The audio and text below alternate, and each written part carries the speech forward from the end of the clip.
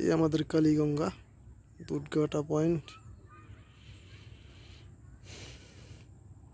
পাড়ায় বসার সময় হয়ে গেছে। পানিও মোটামুটি ক্লিয়ার,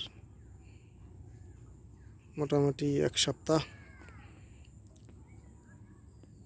তারপর আশা করা যায় মাছ খাবে। এবার পার খুব সুন্দর, গত বছর থেকে মাছের কোনো ওয়াশ নেই। মনে হয় আর 3-4 দিন বা 2-1 দিন পরে মাছ ওয়াশ দেখা যাবে। আজকে লোক বসছিল, কোনো হিট হয় নাই।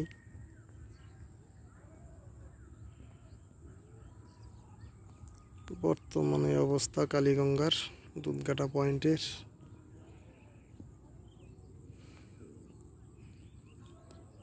এই বালুগণ্ড গোদারাঘাট দেখা যাচ্ছে। এই হচ্ছে পার।